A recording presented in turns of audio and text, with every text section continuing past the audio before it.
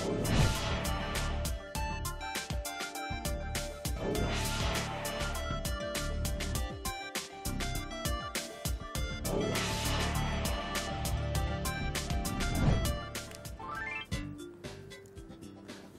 स्वागत आहे तुमचा एक कार्यक्रमात ज्याचं नाव आहे हॅलो डॉक्टर।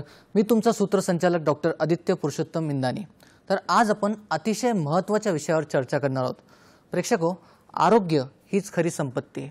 पण किती गंमत आहे बघा, आपल्या डोळ्याला न दिसणारे काही जीवाणू आपलं आरोग्य खराब करू शकतात, आपलं आयुष्य उधळू शकतात। एकीकडे आपण चंद्रावर घर बांधण्याचं स्वप्न बघतो, तर दुसरीकडे हे छोटे जीवाणू आपलं आयुष्यामागे लागलेले असतात। आता याला आयुष्याचं कोडं म्हणावं की विनोद असो, आज आपण अशा काही आजारांवर चर्चा करणार आहोत जे प्राण्यांपासून माणसांकडे पसरले जातात। यालाच आपण प्राणीजन्य रोग किंवा झूनोटिक डिसीजेस असं म्हणतो। आपल्या भारतात 60% संसर्गजन्य आजार असे आहेत जे प्राण्यांपासून निर्माण होणारे आहेत। तर याच्याच जनजागृतीसाठी राष्ट्रीय प्राणीजन्य रोग दिन साजरा केला जातो। आजचा आपला चर्चेचा विषय या प्रकारे आहे, राष्ट्रीय प्राणीजन्य रोग दिन।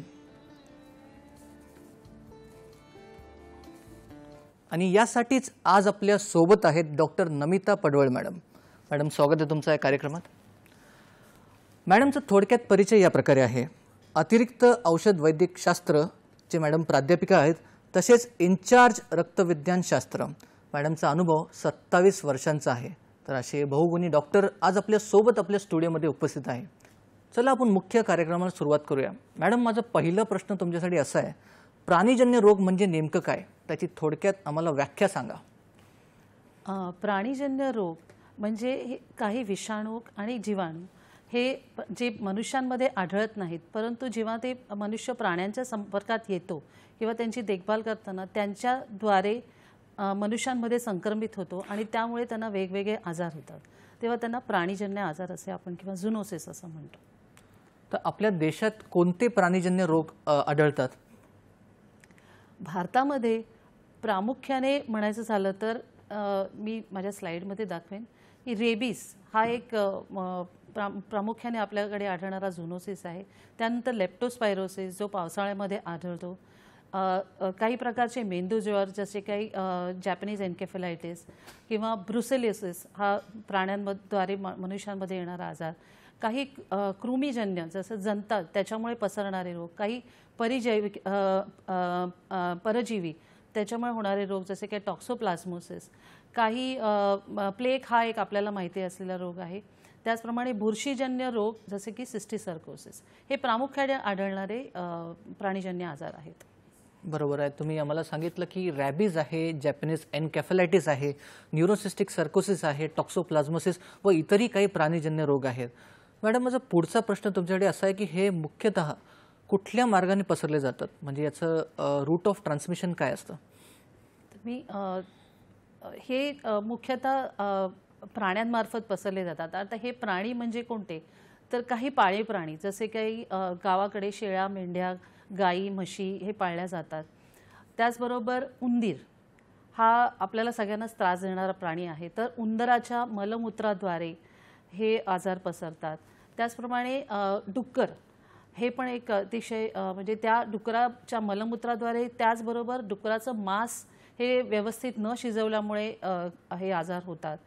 त्याचप्रमाणे काही पक्षी जसं कोंबड्या, कबूतर यांच्याद्वारे किंवा वटवाघळं जी साधारणपणे आढळत नाहीत, पण काही गुहांमध्ये किंवा काही अनोळखी ठिकाणी गेल्यानंतर तिथे वटवाघळ त्याच्याद्वारे त्यांच्या सलाइवा किंवा त्यांच्या सिक्रिशन्सद्वारे आजार पसरतात। पाळीव प्राणी जसे आपण कुत्री, मांजरी पाळतो, तर त्या कुत्री मांजरींद्वारे पण काही आजार पसरतात।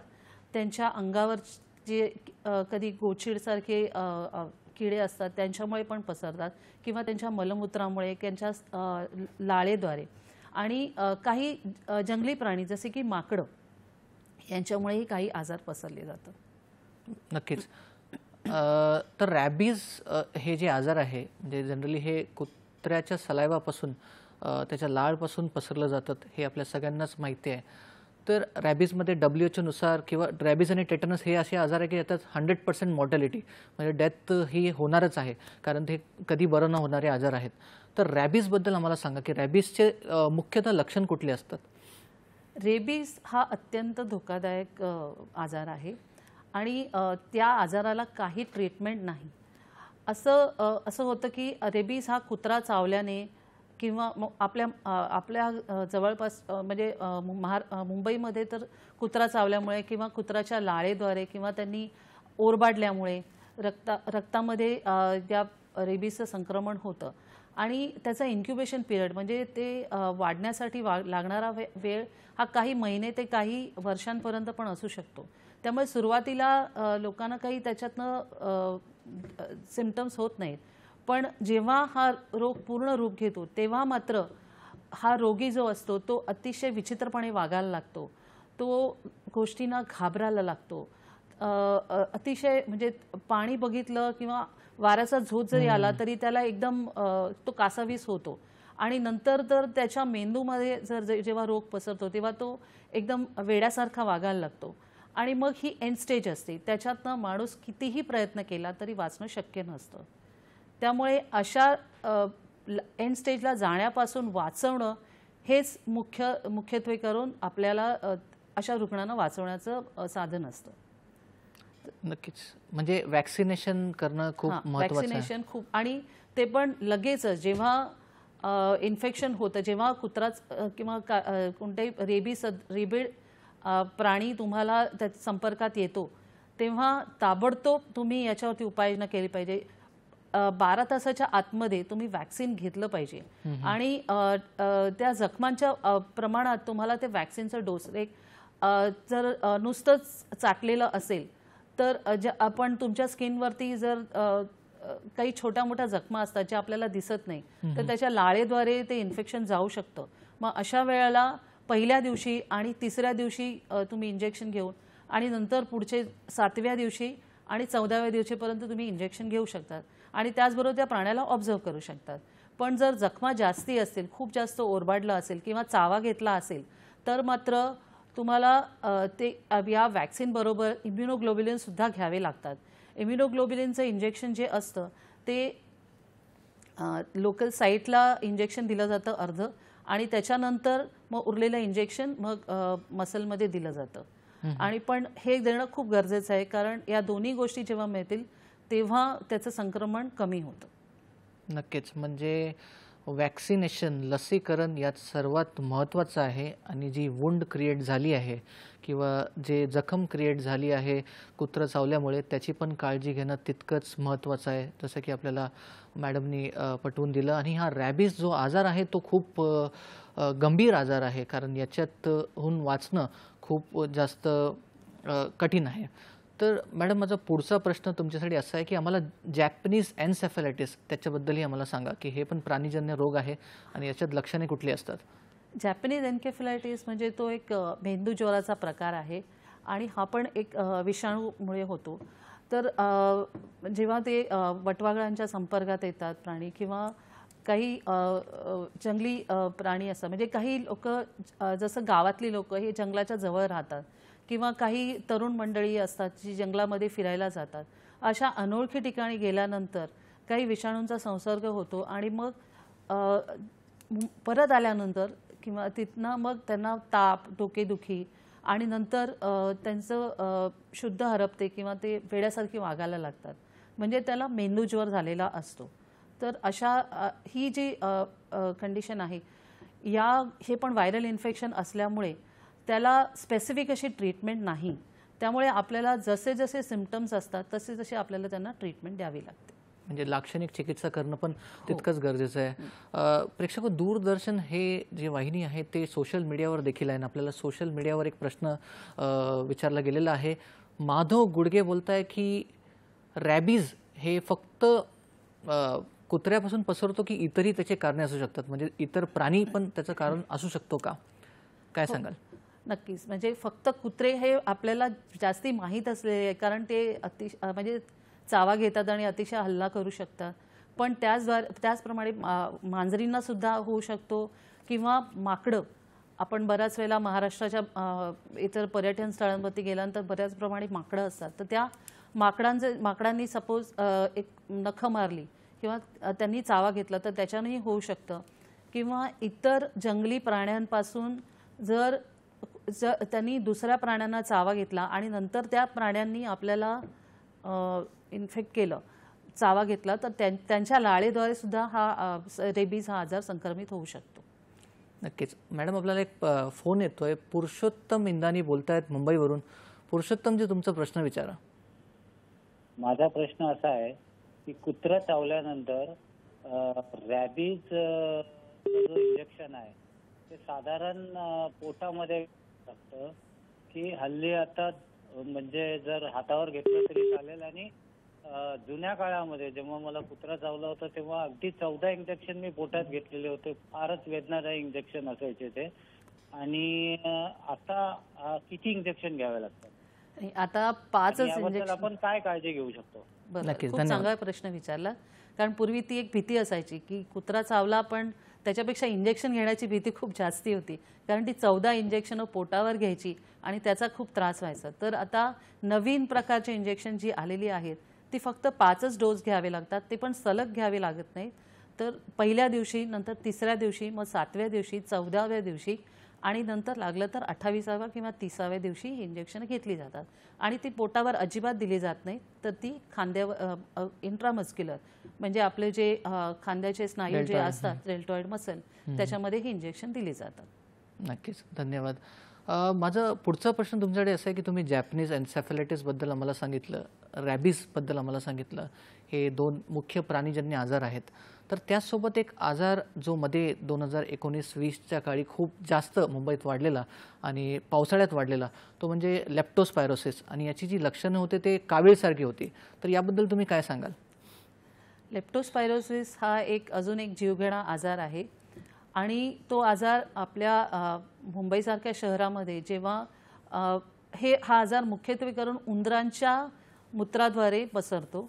हे उंदरांचं मूत्र जेव्हा माणसाच्या संपर्कात येतं, म्हणजे जेव्हा ते उघड्या पायाने जात असतात किंवा पायावरती काही जखमा असतील आणि त्यावरती या उंदरांच्या मूत्राने दूषित झालेलं पाणी किंवा इतर काही गोष्टी ज्या संपर्कात आल्या तर त्याद्वारे हे विषाणू शरीरात शिरतात.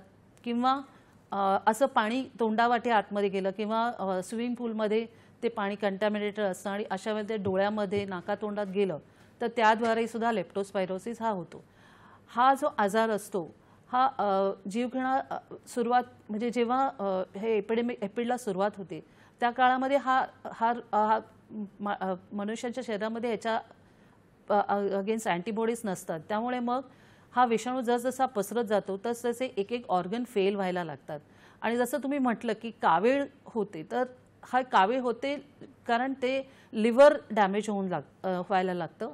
आणि त्यामुळे मग ते लिव्हर डॅमेज झाल्यानंतर मग किडनीला त्रास व्हायला लागतो, हार्टला त्रास व्हायला लागतो आणि मग पूर्ण सर्क्युलेशनला त्रास व्हायला लागतो. लंग्समध्ये पाणी भरतं आणि मग व्हेंटिलेटर वगैरे लावावा लागतो त्यांना. नक्कीच. म्हणजे हे लेप्टोस्पायरोसिस आजाराची लक्षणं कावीळसारखी असू शकतात कारण ते लिव्हर डॅमेज करणारा आजार आहे. हेपॅटायटिस ए सारखी लक्षणं असू शकतात आणि त्यामुळेच बऱ्याच डॉक्टरांना ते कन्फ्युजन असतो. म्हणून डॉक्सिसायक्लिनसारखे ड्रग्स आपण सुरुवातीपासूनच चालू करतो. मॅडम, एक प्रश्न आपल्याला सोशल मीडियाद्वारे विचारण्यात आलेला आहे की पाळीव प्राणी जे असतात म्हणजे पाळीव कुत्रे जे असतात तर त्यांचा बऱ्याचदा लहान मुलांकडून खेळताना नख लागतो किंवा दात लागलेला असतो की मग ते चावल्यानंतर किंवा त्यांच्या संपर्कात आल्यानंतर आपल्याला रॅबिसचं वॅक्सिनेशन घेणं गरजेचं आहे का? आता पाळीव प्राणी हे आपल्या घरातले प्राणी असतात, आपल्याला त्यांच्याबद्दल माहिती असतं. आता जनजागृती अशी झालेली आहे त्यामुळे अपेक्षा अशी करते की पाळीव प्राणींना रेग्युलर वॅक्सिन दिलं गेलेलं असेल तर आपण हे एक गोष्ट लक्षात ठेवू की पाळीव प्राणी आपल्या घरी असतील तर त्यांना नियमितपणे पशुवैद्यकाकडे जाऊन त्यांची जर आपण तपासणी केलेली असेल आणि त्यांना नियमित जे वॅक्सिन द्यायचे असतात दर 3 महिन्यांनी 6 महिन्यांनी जसं त्यांचं ॲडवाईस असेल तर त्यांचं साधं नख लागलं तर आपल्याला जर त्याच्यातनं रक्तस्राव झाला नसेल तर एवढा धोका नसतो. तरी पण आपण 10 दिवस त्यांना ऑब्झर्व करावं जर ते वेगळे वागायला लागले.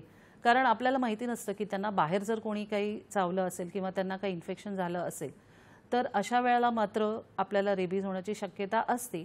मग त्यामुळे जर जखम खूप मोठी असेल तर प्रोफिलॅक्सिस वॅक्सिन घेतलेलं गरजेचं असतं. नक्कीच. मॅडम आपल्याला एक फोन येतोय. संतोष शिंदे बोलतायत उस्मानाबादवरून. संतोषजी तुमचा प्रश्न विचारा.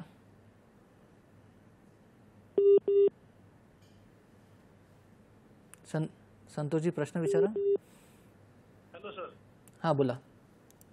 मला 15 वर्षापूर्वी एक कुत्रं चावलं होतं थोडं पायाला.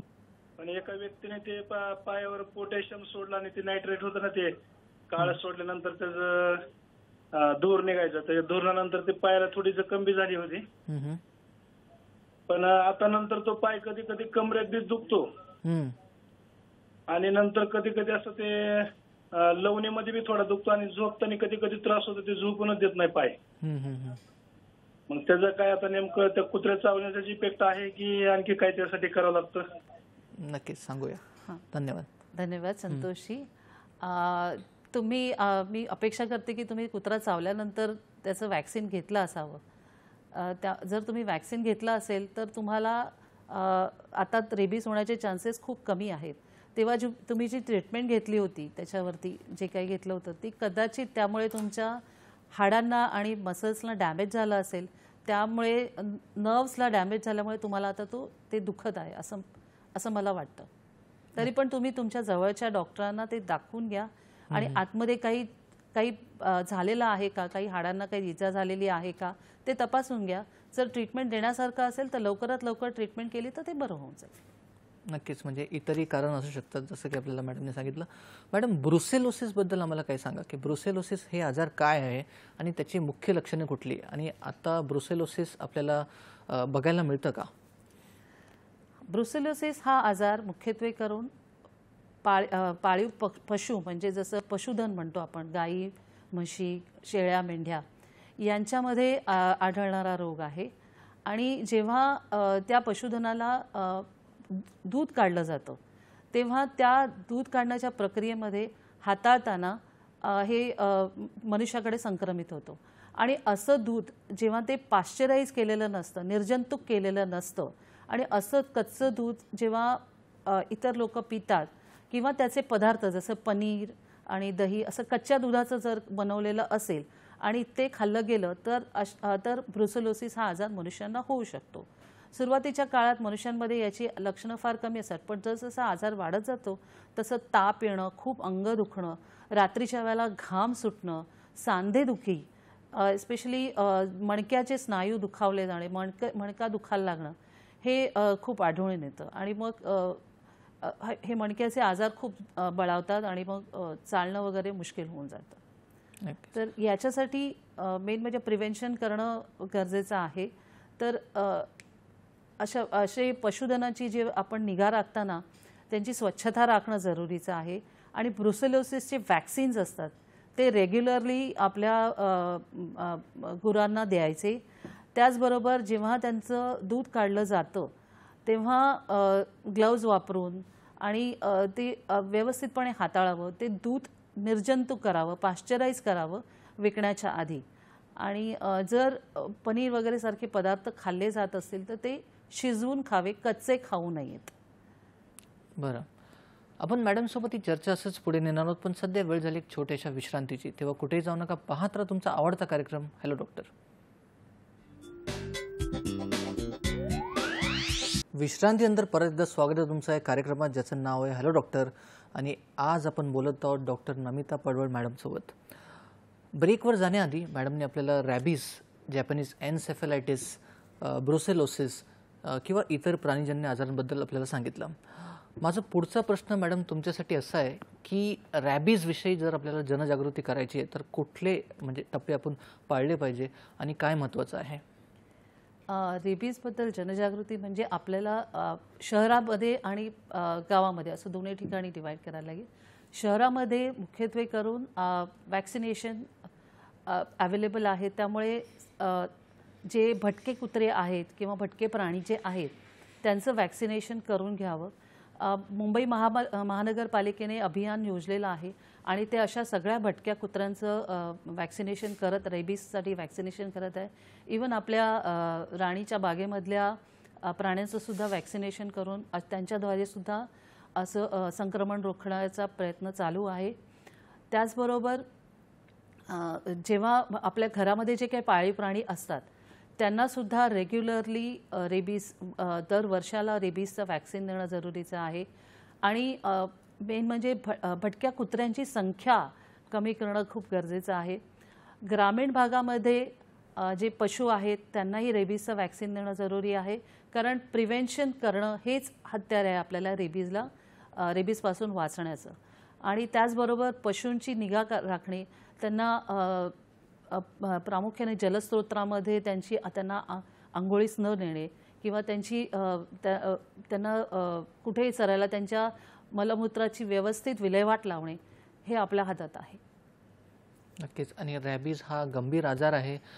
नुकताच एक आपण बातमी वाचलीच असेल की एका कबड्डीपटूचं देखील रॅबीजमुळे आता मृत्यू झाला. म्हणजे रॅबीजची गंभीरता आपल्याला कळलीच आहे. तर मॅडम, माझा पुढचा प्रश्न तुमच्याकडे असा आहे की ग्रामीण आणि शहरी भागात हा प्राणीजन्य रोग कसा वेगळा आहे? म्हणजे कुठल्या भागात हे जास्त सापडलं जातं आणि कुठले प्राणीजन्य रोग आहेत? शहरी भागात म्हटलं तर रेबीज तर आहेच, त्याचबरोबर लेप्टोस्पायरोसिस आहे. आणि आता आपण बघतोय की बरेचसे पक्षी जे आहेत मुख्यत्वे करून कबुतरं वगैरे, तर अशी जी कबुतरं आहेत त्यांच्या विष्ठेमध्ये बऱ्याच प्रकारचे जंतू असतात. तर त्याच्यामुळे एकतर ॲलर्जिक लंग डिसीजेस होतात किंवा मग त्यांच्या साल्मोनेलासारखे ऑर्गॅनिझम्स ग्रो होऊन त्याच्यापासून पोटाचे आजार होऊ शकतात किंवा न्यूमोनिया होऊ शकतो. तर त्याचबरोबर आता मध्ये आपल्याला बर्ड फ्लू पण साथ येते. तर अशा वेळेला हा आजार मुख्यत्वे करून कोंबड्यांना होतो. तर अशा त्या पक्ष्यांची पिसं वगैरे यांच्या संपर्कात आल्यानंतर हा आजार होऊ शकतो. पण त्यातही एक आहे की शिजवलेल्या अन्नामधून हा आजार पसरत नाही. ही एक म्हणजे ही काही चुकीच्या धारणा असतील तर त्या सुधाराव्या. मॅडम, सध्या हा विषय चर्चेत आहे की मुंबईत कबूतरखाना जो आहे तर तो बंद करण्यामागचा असं चर्चा खरं तर सुरू आहे. कारण कबुतरामुळे पण बरेचसे आजार होतात आणि एक निमोनिया देखील आपल्याला माहीतच आहे. तर त्याबद्दल तुम्ही काय सांगाल? कारण बरेचसे शॉप्स किंवा बरेचसे जे दुकानं आहेत त्याच्या अवतीभोवती असतात आणि आपण न कळत किंवा जे स्नॅकिंग करतो किंवा आपण जे हॉटेल्स आहे किंवा इतरही जे असतात आजूबाजूला, तर त्यांना पण परिणाम होऊ शकतो. तर त्याबद्दल काय सांगाल? एकतर उघड्यावरचे पदार्थ खाणं टाळावे. आणि हा आताचे पावसाळ्याचे दिवस आहेत तर अशामध्ये तर उघड्यावरचे पदार्थ खाणं अतिशय टाळावं. दुसरं म्हणजे कबुतरांच्या विष्ठेमुळे किंवा त्यांच्या पंखांमुळे जे इन्फेक्शन होतात त्याच्यामुळे बऱ्याच जणांना खोकला, दमा लागणे असे आजार होतात, फंगल इन्फेक्शन होतं. तर जर असं आपल्या आजूबाजूला जर कबुतरं असतील तर आपण विशेष काळजी घ्यावी, मास्क वापरावे आणि जर असं काही आजार असेल तर ताबडतोब डॉक्टरांना जाऊन त्यांच्याकडनं ट्रीटमेंट सुरू करावी. आपल्या घराभोवती जर असतील तर त्यांना पळवण्यासाठी काही जाळ्या लावाव्यात किंवा इतर काही उपाययोजना कराव्यात. आणि म्हणजे त्यांचे अधिवास सुरक्षित ठेवावेत जेणेकरून ते आपल्या अधिवासात शिरणार नाहीत. बरोबर आहे. मॅडम, आपल्याला एक फोन येतोय. गोविंद केंद्रे बोलतायत पुण्यावरून. गोविंद, तुमचा प्रश्न विचारा. Hello sir. हॅलो, मला असं विचारायचं होतं. हॅलो, बोला बोला. मॅडम, मला असं विचारायचं होतं की आम्हाला एक पार्किंग मध्ये एक बुलबुल असं जे पक्षी असतो तो भेटला होता. तो थोडासा मोठा झालेला आहे. त्यासोबत माझी मुलगी खेळते, पण त्याच्यामुळे काही त्यांना लेकराला काही धोका वगैरे काय होऊ शकतो का विचारायचं होतं. नाही पक्षी तर धन्यवाद. धन्यवाद गोविंदजी. असं कुठच्याही पक्ष्यामुळे असं काही आजार होत नाहीत, पण त्यांच्या मलमूत्राच्या संपर्कात न आलेलं बरं. अदरवाईज कोणत्याही पक्ष्यांबरोबर खेळण्यामुळे असं काही कोणाला आजार होत नाही. जर तो पक्षी आजारी दिसला, म्हणजे साधारण दिसतं की पक्षी व्यवस्थित वागत नाही आहे, काय होतं आहे त्याला, तर अशा वेळेला मात्र त्यांच्यापासून दूर राहणं योग्य ठरेल. नक्कीच, धन्यवाद. या रोगांपासून बचाव करण्यासाठी कोणती प्राथमिक प्रतिबंधात्मक पावले आपण उचलली पाहिजे? म्हणजे प्राणीजन्य रोग जे आहेत, प्राणीजन्य रोगांच्या पासून प्रतिबंधात्मक म्हणजे पहिलं आपली स्वतःची सुरक्षता महत्त्वाची आहे.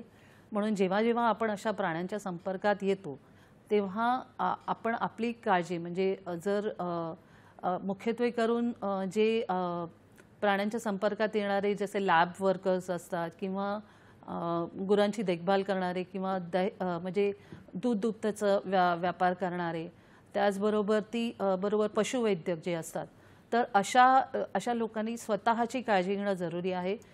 प्रतिबंधात्मक उपाय म्हणजे मास्क वापरणं, ग्लाव्ज वापरणं जेव्हा अशा गुरांची काळजी घेतली जाते, स्वतःला नियमित लसी देऊन स्वतःचं संरक्षण ठेवावं.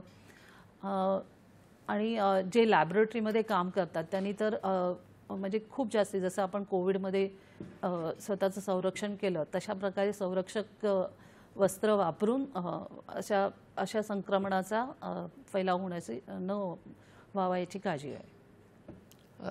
इवन कोविड देखील बॅट्सपासून म्हणजेच प्राणीजन्य होता, नंतर माणसांपासून आपण ते डिस्कशन करतच होतो. आपण मॅडमसोबत ही चर्चा असंच पुढे नेणार, पण सध्या वेळ झाली एक छोट्याशा विश्रांतीची. तेव्हा कुठेही जाऊ नका, पाहत राहा तुमचा आवडता कार्यक्रम हॅलो डॉक्टर.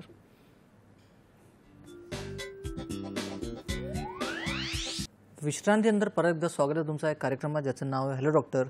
आणि आज आपण बोलत आहोत डॉक्टर नमिता पडवळ मॅडमसोबत.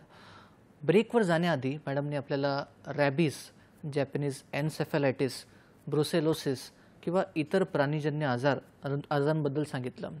खरं तर हे आजार खूप महत्त्वाचे आहे, याबद्दल माहिती खूप महत्त्वाची आहे, कारण 60% जे आपल्याला आजार होतात प्राण्यांपासून, संसर्गजन्य आजारांपैकी प्राण्यांपासून होणारे आजार आहेत. तर त्यामध्ये प्रतिबंधात्मक उपाय कुठले, तर काय काळजी घ्यावी, वॅक्सिनेशनबद्दल, इम्युनोग्लोबिन्सबद्दल, रॅबीजमध्ये काय काळजी घ्यावी, जॅपनीज एन्सेफॅलायटिसची लक्षणे कुठली, याबद्दल आपल्याला मॅडमनी पटवून दिलं आणि मॅडमनी आपल्याला खूप छान माहिती दिली. तर मॅडम, माझा पुढचा प्रश्न तुमच्यासाठी असा आहे की भारतात प्राणीजन्य रोग नियंत्रणासाठी कोणकोणते राष्ट्रीय कार्यक्रम घेतले जातात? नक्कीच. तर आपल्या भारतामध्ये कोविडच्या प्रादुर्भावानंतर तर खूपच जनजागृती झाली. त्याच्या अगोदरपासूनही देशांतर्गत सर्वेक्षण संस्था जागोजागी बनवलेल्या आहेत. तर हे जे आहेत ते सर्वेक्षण करतात आणि आपापल्या एरियामध्ये असा काही संसर्गजन्य रोग असेल ज्याचं कारण प्राण्यांपासून असेल तर ते तिकडे जाऊन निरीक्षण करतात, प्राण्यांची तपासणी करतात, ब्लड सॅम्पल्स घेतात, त्याचे विषाणूजन्य आजार आहेत का त्याची सर्वेक्षण करतात आणि असा कोणी रुग्ण आढळला तर त्याला आयसोलेट करून नंतर तो पुढे फैलावणार नाही याची काळजी घेतात. त्याचबरोबर लेप्टोस्पायरोसिससारखे रोग पसरू नयेत यासाठी जागोजागी डॉक्सिसायक्लिनचं वाटप केलं जातं. जेव्हा जेव्हा असं संक्रमण होण्याची शक्यता असते तेव्हा तिकडे जे कोणी लोक संपर्कात आले असतील त्यांना ताबडतोब डॉक्सिसायक्लिनच्या गोळ्या चालू करून त्या विषाणूची पुढची वाढ रोखली जाते. आपल्या देशातील पशुवैद्यक आणि इतर आरोग्य सेवा यांचा आपण योग्य रीतीने समन्वय राखून पशूंमध्ये काही आजार असतील तर त्याचा काही फैलाव होणार असेल तर त्या इतर आरोग्य सेवांना त्या निदर्शनात आणून दिल्या जातात. इतर आरोग्य सेवासुद्धा पशुवैद्यकांचा सल्ला घेऊन दोन्ही पशूंना आणि माणसांना हे आजार उद्भवणार आणि त्याचा कंट्रोल कसा करायचा याबद्दल चर्चा करून उपाययोजना करतात. आपल्या देशातील राष्ट्रीय आयुर्वेद अनुसंधान परिषद म्हणजेच ICMR आणि कृषी अनुसंधान परिषद या दोघांनी समन्वय साधून आपल्या नागपूरमध्ये एक संशोधन सुरू केलं आहे ज्या योगे हे जे प्राणी जे आहेत बऱ्याचशा प्राण्यांमध्ये असलेले जंतू जे आहेत त्याचं सर्वेक्षण केलं जातं आणि हा स्टडी चालू आहे अजून. आणि असे काही नवीन काही आजार आढळले तर ताबडतोब त्याच्यावरती उपाययोजना योजल्या जातात. एक आरोग्य संकल्पना ही राबवण्यात येत आहे म्हणजे आपण माणसं, प्राणी आणि पर्यावरण हे तिघे एकमेकांशी जोडलेले आहेत. त्यामुळे एकमेकांमधले आजार एकमेकांना संक्रमित करू शकतात. तर ते तिघांची काळजी योग्य प्रकारे घेतली तरच आपण हे संक्रमण रोखू शकतो. मॅडम, आपल्याला एक फोन येतोय. मंगल आपटे बोलतात पुण्यावरून. मंगलजी, तुमचा प्रश्न विचारा. नमस्कार. मला असं विचारायचं की पाळीव प्राणी आपण पाळतो तर त्यात मांजर असतो तर त्या मांजरीला हे असतात ते चावतात पिसवा, तर त्या पिसवांवर आपण काय मार्गदर्शन कोणी भीमसेनी कापूर वगैरे लावतो किंवा त्यांना स्वच्छ धुवून काढायचं असतं किंवा काय करायचं त्यांच्या बाबतीत प्रिकॉशन घ्यायची आणि अजून सुद्धा कबुतराच्या बाबतीत कबुतर खूप असले तर त्याच्यापासून सुद्धा माणसाला शारीरिक त्रास होऊ शकतो का? नक्कीच. नक्कीच. धन्यवाद. धन्यवाद. खूप चांगला प्रश्न विचारला. मांजरं ही खूप लाडकी असतात आपली, आपण त्यांना खेळवतो, पण त्यांच्या अंगावर जर पिसवा झाल्या तर ते खूप धोकादायक ठरू शकतं. कारण ह्या पिसवा ह्या इतर प्राण्यांना पण चावतात आणि मग ते रक्तसंक्रमणातून बरेचसे विषाणू आणि जीवाणू पसरवत असतात. त्यामुळे अशा मांजरींची स्वच्छता राखणं खूप गरजेचं आहे. त्यांना पिसवा होतात म्हणजे त्यांची स्वच्छता व्यवस्थित ठेवली गेली नाही तर आणि किंवा त्यांना काहीतरी रोग असतील तर ताबडतोब पशुवैद्यकांना दाखवून त्यांची व्यवस्थित काळजी घ्यावी आणि त्यांना पिसवा होणार नाहीत यासाठी त्यांची नियमित काळजी घ्यावी. त्यांना वॅक्सिन्स काही द्यायचे असतील तर ते वॅक्सिन द्यावेत. कबुतरांबद्दल तर मी आधीच सांगितलेलं आहे की कबुतरांमुळे बरेचसे फुफ्फुसाचे रोग होतात, ॲलर्जिक रोग होतात किंवा काही इन्फेक्शन होतात, फंगल इन्फेक्शन होतात. काही व्यक्ती असतात ज्यांना कॅन्सर ट्रीटमेंट चालू असते तर त्यांची प्रतिकारशक्ती कमी असते, तर असे काही बुरशीजन्य रोग असतात ते मांजरी किंवा हे कबुतराची विष्ठा जी असते त्याद्वारे नॉर्मल माणसांना होत नाहीत, पण हे ज्यांची प्रतिकारशक्ती कमी असते अशा लोकांना हे इन्फेक्शन होतात आणि मग ते समजणं मुश्किल असतं, त्याचबरोबर त्याची ट्रीटमेंटही तेवढीच मुश्किल असते. नक्कीच. आपण मॅडम लक्षणांबद्दल आम्हाला सांगितलं की प्राणीजन्य जे रोग असतात त्यांची लक्षणे कुठली, तर जे रोगांनुसार तुम्ही लक्षणे आम्हाला सांगितली, तर या प्राणीजन्य रोगाचा वैद्यकीय दृष्ट्या आपण निदान कसं करतो, म्हणजे आपण कुठल्या तपासण्या करतो? एक उदाहरण सांगायचं झालं तर माझ्या अनुभवात आपण जेव्हा बघतो की हेडेक किंवा डोकेदुखी आणि जर फीट कोणाला येत असेल तर त्याची भरपूर कारणे असू शकतात, मुख्यतः सबड्युरल हेमॅटोमा किंवा ट्युबरक्लोमा, आणि तिसरा जो कारण असतो न्यूरोसिस्टिक सर्कोसिस. आता हा सिस्टिक सर्कोसिस देखील प्राणीजन्य आजारच आहे आणि ज्याच्यात आपण अल्बेंडाझॉल वगैरे असे ट्रीटमेंट देतो. तर त्याच्यात आपल्याला CT स्कॅन करावा लागतो आणि स्टारी स्काय अपीअरन्स आपल्याला CT स्कॅनमध्ये दिसतो. तर अशा कुठल्या तपासण्या आहेत, म्हणजे आपण रोगानुसार कुठल्या तपासण्या करतो ज्यामधून आपल्याला कळतं की हे प्राणीजन्य आजारच आहे? बरोबर आहे, तुम्ही बरोबर बोललात की न्यूरोसिस्टिक सर्कोसिस म्हणजे ब्रेनमध्ये होणारा सिस्टिक सर्कोसिस हा एक साधा जंताचा आजार आहे ज्याला आपण टेपवर्म म्हणतो. तर हा जो टेपवर्म असतो त्याची अंडी ही पाण्यामध्ये मिसळली जातात किंवा माणसांच्या ती मातीत मिसळली जातात. तर ही अंडी खाल्ल्यामुळे ही अंडी जेव्हा माणसांच्या शरीरात शिरतात तेव्हा रक्ताद्वारे ती शरीराच्या वेगवेगळ्या भागांमध्ये पोचतात. आता हा आजार मुख्यत्वे करून जे जंत जे आहेत त्याच्या लाईफ सायकलमध्ये डुक्कर हा प्राणी येतो आणि त्या डुक्करामध्ये ह्याची वाढ होते आणि नंतर तो मोठा होतो. तर त्यामुळे तो प्राणीजन्य आजार आहे. तर जेव्हा तो ब्रेनमध्ये जातो तेव्हा आकडी येण्याची शक्यता असते किंवा पूर्ण शरीरभर पसरला तर पूर्ण शरीरभर ते न्यूरोसिस्टिक सर्कोसिस होऊ शकतात.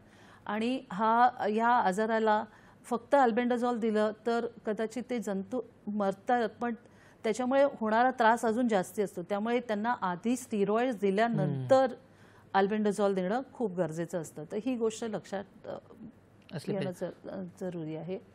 दुसरं असे आजार जसे की लेप्टोस्पायरोसिस आहे, तर त्याचं तर आपण जेव्हा अशा रुग्णाला जेव्हा संसर्ग होतो आणि जसं आपण बघितलं की मगाशी डॉक्टर म्हणाले की जसं कावीळ म्हणून येतात पेशंट, ताप, कावीळ, अंगदुखी असं येतात, तेव्हा लेप्टोस्पायरोसिसच्या सिरोलॉजिकल टेस्ट जसं IgM टेस्ट किंवा डार्क फील्ड मायक्रोस्कोपी या टेस्ट आहेत ज्या रक्त आणि युरिन यांच्याद्वारे आपण त्या चेक करतो.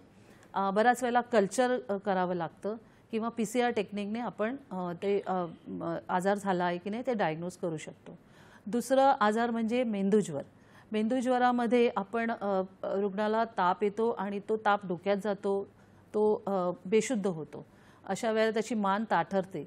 तर अशा वेळेला आपण पाठीच्या मणक्यामध्ये पाणी काढून CSF ज्याला म्हणतो तर ते आपण टेस्टसाठी पाठवू शकतो.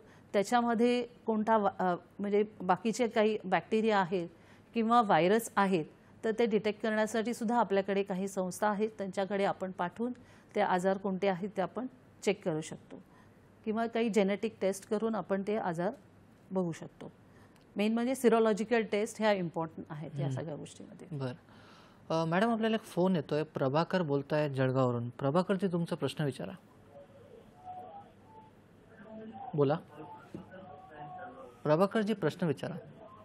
हा मॅडम, मला असा प्रश्न विचारायचा आहे. तर ग्रामीण भागामध्ये जर कुत्रं चावलं तर त्याला भाता म्हणून दिला जातो. भातामध्ये काहीतरी आयुर्वेदिक औषधी टाकली जाते, कडू लागतो तो. तर ते हे कितपत योग्य आहे? बरं, धन्यवाद. प्रभाकरजी, गावाकडे कसं डॉक्टर उपाययोजना कमी असतात किंवा लांब असतात, त्यामुळे हे सगळे उपाय केले जातात. पण असं काही कोणता उपाय अस्तित्वात नाही. त्यामुळे कुत्रा चावला की तुम्हाला रेबीजचं वॅक्सिन घेणं हा एकच उपाय आहे. कारण एकदा रेबीज झालं तर मृत्यू अटळ आहे. त्यामुळे भातामधनं वगैरे काही औषध देणं हे काही सायंटिफिकली प्रूव्ड नाही आहे. त्यामुळे असा कोणताही उपाय करू नका. ताबडतोब प्राथमिक आरोग्य केंद्रामध्ये जा, तिकडे लस अवेलेबल असते, ती घ्या. आणि बाकी इम्युनोग्लोब्युलिन्स लागलं तर मोठ्या संस्थेमध्ये जाऊन ते इम्युनोग्लोब्युलिन घ्यावे. बरं, आपण मॅडमसोबत ही चर्चा असंच पुढे नेणार आहोत. पण सध्या वेळ झाली एक छोट्याशा विश्रांतीची, तेव्हा कुठेही जाऊ नका, पाहत राहा तुमचा आवडता कार्यक्रम हॅलो डॉक्टर.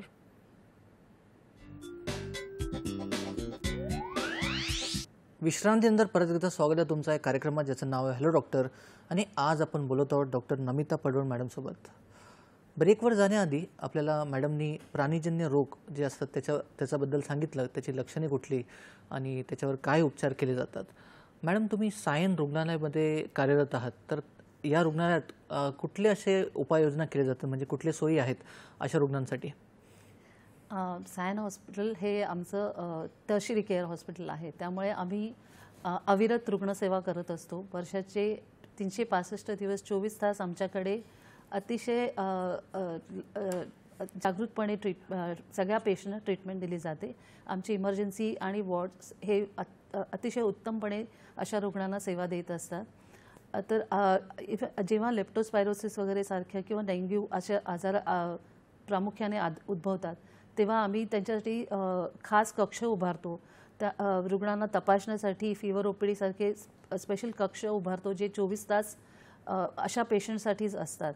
त्याचबरोबर त्यांना अतिदक्षता विभागामध्ये ठेवलं जातं, त्यांची व्यवस्थित काळजी घेतली जाते.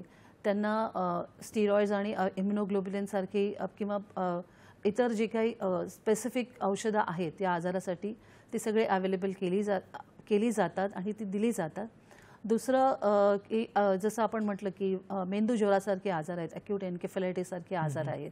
तर जेव्हा त्या मेंदूज्वराचं कारण आम्हाला माहिती नसतं, तेव्हा ते CSF जे आहे ते ICMRच्या मदतीने आम्ही ते व्हायरॉलॉजी सेंटरमध्ये पाठवतो आणि आम्हाला त्यानुसार कोणता व्हायरस इन्फेक्ट झालेला आहे त्यानुसार आम्हाला उपाययोजना करता येते. त्यामुळे अशा रुग्णांसाठी सगळी सोय आमच्या सायन हॉस्पिटलमध्ये अवेलेबल आहे. बरं, तर मॅडम, जे डॉक्टर आणि जे आरोग्यसेवक असतात, तर त्यांनी या रोगांपासून कसं वाचावं, म्हणजे काय काळजी घ्यावी नक्की? कारण तुम्ही एकदा आत्ताच आम्हाला सांगितलं की रॅबीज हा सलायवापासून पसरतो, पण रॅबीजचं जेव्हा तुम्ही टेस्टिंग करणार आहे लॅबमध्ये, तर त्यांना पण देखील इम्युनोग्लोबिन किंवा वॅक्सिनेशनची गरज पडू शकते. तर आपण काय काळजी घेतली पाहिजे नेमकी? चांगला प्रश्न विचारलात. रेबीज दोन प्रकारचे असतात. जो टिपिकल प्रकार असतो, ज्याच्यामध्ये जो रुग्ण जो असतो तो एकदम ॲग्रेसिव्ह होतो आणि त्याला आपण हायड्रोफोबिया म्हणतो, पाणी बघितल्यावर तो घाबरायला लागतो किंवा वाऱ्याचा झोत आल्यावर कासावीस होतो. तर अशा रुग्णांना जर आम्ही म्हणजे अनुभवाने आम्हाला कळलेलं असतं, मग आम्ही त्यांना हिस्ट्री विचारल्यानंतर जर कुत्रा चावल्याची हिस्ट्री असेल तर असे रुग्ण रेबीज म्हणून निदान केलं जातं. तर त्यांच्यासाठी काही टेस्ट म्हणजे रक्ताचे टेस्ट किंवा CSF जे आपण मेंदूमधनं मणक्यामधनं पाणी काढतो ते आपण टेस्टिंग करता पाठवतो किंवा मानेजवळच्या स्किनचा तुकडा असतो तो पाठवला जातो. पण बऱ्याच वेळेला काय होतं, डंब रेबीज म्हणून असतो की असे रुग्ण जे असतात ते अनकॉन्शियस म्हणून येतात. तर अशा वेळेला त्यांचं निदान फार उशिरा होतं आणि बरेच जण त्यांच्या संपर्कात येतात. तर जेव्हा असा रुग्ण दगावतो आणि त्याचं निदान रेबीज म्हणून होतं, तर तेव्हा डॉक्टरना ताबडतोब प्रोफिलॅक्सिस म्हणून रेबीजचं वॅक्सिन दिलं जातं. आणि शक्यतो युनिव्हर्सल प्रिकॉशन म्हणजे ग्लव्स, मास्क आणि आपल्या स्वतःची काळजी, प्रोटेक्टिव्ह क्लोथ्स हे घालणं त्यांना ॲडवाईज केलं जातं आणि त्यांना रेबीज होण्यापासून वाचवणं हे आमचं मुख्य कर्तव्य असतं आणि त्यांना सलाइवा किंवा इतर टिश्यू याच्या संपर्कात न येऊ देणं ही जबाबदारी असते. नक्कीच. मॅडम, कोविड-19 नंतर आरोग्यसेवेत बरेच बदल झाले आहेत, तर या रोगाशी निगडीत म्हणजे प्राणीजन्य रोगाशी निगडीत असे कुठले बदल तुम्हाला जाणवतात? नक्कीच. कोविड-19 हा जसा पॅन्डेमिक होता, पूर्ण जगभर पसरला होता, त्यामुळे आता सगळ्या यंत्रणा एकदम जागृत झाल्या आहेत. त्यामुळे अशा कुठच्याही आजाराचा उद्रेक कुठेही जगाच्या कुठच्याही कोपऱ्यात झालेला दिसला तर लगेच म्हणजे त्याचं संक्रमण आपल्या देशात येऊ नये यासाठी उपाययोजना केल्या जातात. परदेशातनं जेव्हा माणसं येतात, अशा कुठच्या आजारात असलेल्या देशातनं येतात, तेव्हा त्यांची एअरपोर्टवरतीच तपासणी केली जाते आणि जर काही संशय आला तर त्यांना आयसोलेट केलं जातं. त्याचबरोबर अशा आजाराची वॅक्सिन असेल तर ती ताबडतोब अवेलेबल केली जाते आणि त्या रुग्णाच्या संपर्कात येणाऱ्या प्रत्येक व्यक्तीला ते वॅक्सिन देण्यात येतं आणि म्हणजे अशा पशूंची जेव्हा देवाणघेवाण होते, जसं स्लॉटर हाऊस किंवा जेथे पशूंचा अन्न पुरवठा केला जातो, अशा ठिकाणी त्या विषाणूंची टेस्ट करूनच नंतर ते अन्न दुसरीकडे पाठवलं जातं किंवा जिथे ते पाठवलं जातं तिथेही ते अन्न सुरक्षित आहेत ह्याची जाणीव केल्यानंतरच ते लोकांपर्यंत पोहोचवलं जातं. त्यामुळे बऱ्याचशा उपाययोजना याच्यात केलेल्या आहेत. नक्कीच. मॅडम, 2-3 वर्ष कोविडमुळे आपले खूप कठीण, सगळ्यांसाठीच खूप कठीण होते. आरोग्यसेवेत डॉक्टरांसाठी किंवा पेशंटसाठी किंवा इतरांसाठी ही कोविड-19चा जो फेज होता तो खूप कठीण होता. तर आणखीन असा कुठला पॅन्डेमिक येऊ शकतो का पुढे जाऊन, हा माझा प्रश्न आहे की आपण कुठली काळजी घेतली पाहिजे की पॅन्डेमिक येण्याच्या आधीच आपण ते प्रतिबंधात्मक उपाय करून पॅन्डेमिक न यावं किंवा असं कुठला आजार न यावं समाजात, तर असं म्हणून काय करू शकतो? देव करू आणि असा कुठचाही आजार येऊ नये, कारण कोविड-19ने आपल्या सगळ्यांचंच खूप नुकसान झालेलं आहे. बऱ्याच जणांचे आप्तेष्ट त्यांना सोडून गेलेत आणि बरंच आर्थिक नुकसानही झालेलं आहे. त्यामुळे असा आजार पुन्हा कधीही न येऊ, पण जर तो आजार येण्याची शक्यता असेल तर आता सगळ्या यंत्रणा जागृत झाल्या आहेत. आपण एक पॅन्डेमिकचा अनुभव घेतला आहे, तो कसा पसरतो हे आपण बघितलेलं आहे. त्यामुळे त्याच्या प्रतिबंधात्मक उपाययोजना केल्या पाहिजेत आणि जेव्हा जेव्हा असा आजार होईल तेव्हा तेव्हा मास वॅक्सिनेशन, पर्सनल प्रोटेक्शन, मास्क लावणं, ग्लव्ज वापरणं आणि आपल्या स्वतःला आणि आपल्या आप्तेष्टांना सुरक्षित ठेवणं ही जबाबदारी प्रत्येकाची असली. नक्कीच. आपण हे जे बेसिक नीड्स आहे ते आपण करू शकतो की मास्क आणि ग्लव्ज.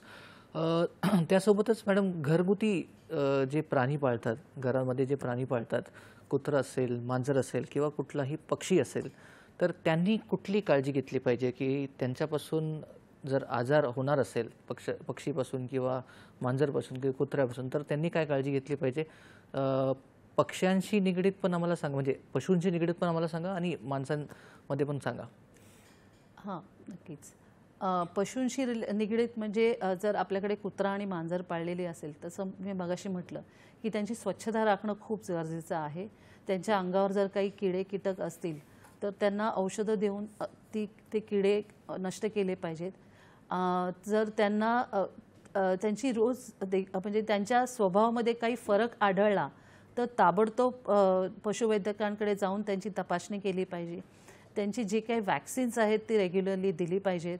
आपले पशु बाहेर जाऊन मलमूत्र विसर्जन करणार नाही त्याची काळजी घ्यावी, कारण त्यांच्या विष्ठेतनं इतर समाजामध्ये हा आजार पसरू शकतो. त्यामुळे त्यांना योग्य त्या सवयी लावाव्यात आणि त्यांनी म्हणजे त्यांच्या स्वभावात काही बदल वाटला तर तुम्ही ताबडतोब त्यांना डॉक्टरांकडे घेऊन जावं. माणसांच्या बाबतीत म्हणालं तर ज्यांना असे पाळीव प्राणी पाळायला आवडतात त्यांना जर त्यांच्या पाळीव प्राण्याने म्हणजे चावा घेतला तर त्यांनी सुद्धा स्वतःला प्रोफिलॅक्टिक वॅक्सिन घेणं जरुरी आहे आणि दरवर्षी ते वॅक्सिन घेणं जरुरी आहे. म्हणजे एकदा वॅक्सिन घेऊन चालणार नाही, तर कारण हे घरामध्ये रेग्युलर असणार आहेत, त्यामुळे आणि बाहेर फिरायला देताना त्यांना ते कोणत्या प्राण्यांच्या संपर्कात येतात हे सांगू शकत नाही, त्यामुळे त्यांनाही प्रोफिलॅक्टिक वॅक्सिन घेणं जरुरी आहे. म्हणजे लसीकरण अतिशय महत्त्वाचं आहे असं आपल्याला मॅडमने पटवून दिलं. मॅडम, हे जनजागृती खरं तर हॅलो डॉक्टरच्या माध्यमातून राष्ट्रीय जे दिवस आहे त्याच्याबद्दल झालीच आहे, पण त्यासोबतच डॉक्टरांनी जनजागृतीसाठी काय केलं पाहिजे अशा आजारांबद्दल? डॉक्टरांनी मेन म्हणजे अशा सस्पिशियस राहिलं पाहिजे. म्हणजे असं काही आजार थोडासा वेगळा वाटला की ताबडतोब त्याच्याबद्दल अजून माहिती करून घ्यावी, त्या रुग्णाला व्यवस्थित तपासावं, त्याचे व्यवस्थित चाचण्या करून घ्याव्या आणि असा काही आजार वाटला तर जी आरोग्य संस्था आपल्या भागामध्ये कार्यरत आहे त्यांना याची जाणीव करून द्यावी आणि असे जे काही रुग्ण सापडतील त्यांची माहिती द्यावी, जेणेकरून ती आरोग्य संस्था त्यांच्यापर्यंत पोहोचून योग्य त्या उपाययोजना करेल, त्यांना आयसोलेट करेल, ते व्हायरस डिटेक्शन करेल आणि ते पुढे पसरणार नाही याची काळजी घेईल. त्याचप्रमाणे इतर लोकांची सुद्धा जनजागृती करावी, इतर लोकांना सुद्धा त्याबद्दल माहिती द्यावी आणि असं काही आजार असेल तर तो न लपवता ताबडतोब डॉक्टरांकडे आणावा अशी सूचना द्याव्या त्यांनी. नक्कीच. जसं की मॅडमने आपल्याला सांगितलं की डॉक्टरांच्या मार्फत ही जनजागृती होतेच, पण सगळ्यांना हे कळणं गरजेचं आहे. आणि हे जे विषय आहे प्राणीजन्य रोग हे खरं तर खूप गंभीर विषय आहे, याला तुम्ही खूप काळजीपूर्वक घेतलं पाहिजे असं आपल्याला मॅडमनी पटवून दिलं. मॅडम, शेवटी प्रेक्षकांसाठी तुम्ही काय संदेश द्याल एकंदरीत आरोग्याविषयी? एकंदरीत आरोग्य म्हणजे हा जसं मी म्हटलं की सर्वांसाठी एक आरोग्य, तर आपण माणसं, प्राणी आणि पर्यावरण हे तिघही एकत्र या समाजात वावरत असतो. त्यामुळे एकमेकांच्या संपर्कात आल्यानंतर प्रेम हे वाढणारच आहे, पण त्याचबरोबर आजारही वाढू शकतात. तर त्या तिघांमध्ये समन्वय राखला पाहिजे. आपण एकमेकांनी एकमेकांची काळजी घेतली पाहिजे. जसं प्राण्यांपासून आपल्यामध्ये संक्रमण होतं तसं आपल्यामधून प्राण्यांमध्ये पण संक्रमण होऊ शकतं किंवा पर्यावरणाची सुद्धा हानी होऊ शकते. त्यामुळे आपण हे जबाबदारीने वागलं पाहिजे, सगळ्या गोष्टीचं भान ठेवलं पाहिजे. प्रतिबंधात्मक उपाय हेच यासाठी महत्त्वाचं ठरणार आहे. त्यामुळे जितकी आपण स्वतःची काळजी घेऊ, त्याचबरोबर आपल्या प्राण्यांची काळजी घेऊ आणि पर्यावरणाची काळजी घेऊ, तेवढं आपलं पुढचं भविष्य अधिक चांगलं असणार आहे. Prevention is better than cure, जसं की मॅडमने आपल्याला सांगितलं. तर प्रेक्षको, आज आपण प्राणीजन्य रोगांबद्दल मॅडमकडून ऐकलं की प्राणीजन्य रोग कुठले आहेत. त्यात आपण रॅबीज, जॅपनीज एन्सेफॅलायटिस, ब्रुसेलोसिस, न्यूरोसिस्टिक सर्कोसिस व इतरही आजारांबद्दल मॅडमकडून ऐकलं. त्यासोबत त्याची लक्षणे कुठली असतात, कुठल्या लक्षणांवर आपण जास्त भर दिलं पाहिजे आणि याचं निदान कसं होतं, म्हणजे कुठले ब्लड टेस्ट आपण करतो, बायोप्सी करतो किंवा CT स्कॅन किंवा असे काही आपण उपाय करतो की ज्याच्याने आपलं निदान होऊ शकतो. आणि त्याची चिकित्साच म्हणजे त्याचं उपचारबद्दल मॅडमने आपल्याला सांगितलं की पहिले आपण प्रिव्हेन्शन करू शकतो, म्हणजे लसीकरण अतिशय महत्त्वाचं आहे याच्यात. आणि त्यासोबत ट्रीटमेंट, म्हणजे ट्रीटमेंटमध्ये कुठले जे ड्रग्ज आहे, जसं की डॉक्सिसायक्लिन हा लेप्टोस्पायरोसिससाठी आपल्याला मॅडमने सांगितलं. अल्बेंडाझॉलसारखा जो ड्रग आहे तो न्यूरोसिस्टिक सर्कोसिससाठी, पण त्याआधी स्टेरॉइड्सचं महत्त्व मॅडमने आपल्याला पटवून दिलं. असं आणि त्यासोबतच प्रतिबंधात्मक उपाय कुठले आहे, उपाययोजना आता सरकारद्वारे कुठले चालवले जात आहे आणि इतरही विषयांवर आपण मॅडमसोबत चर्चा केली. तर मॅडम, तुम्ही इथे आलात आणि आमचं एवढं चांगल्या प्रकारे मार्गदर्शन केलं, त्यासाठी तुमचे खूप खूप आभार आणि धन्यवाद. आणि तुमच्यासाठी असं नवनवीन चर्चासत्र आपण सुरू ठेवू, पण सध्या वेळ झाली तुमचं निरोप घेण्याची. चर्चेतील माहिती तुमच्या दैनंदिन जीवनात नक्कीच उपयोगी पडेल आणि आरोग्याच्या दृष्टीने तुम्हाला याचा फायदा होईल ही अपेक्षा. तर प्रेक्षक, योग्य सल्ला द्या, योग्य सल्ला घ्या, स्वस्थ रहा, मस्त रहा. नमस्कार.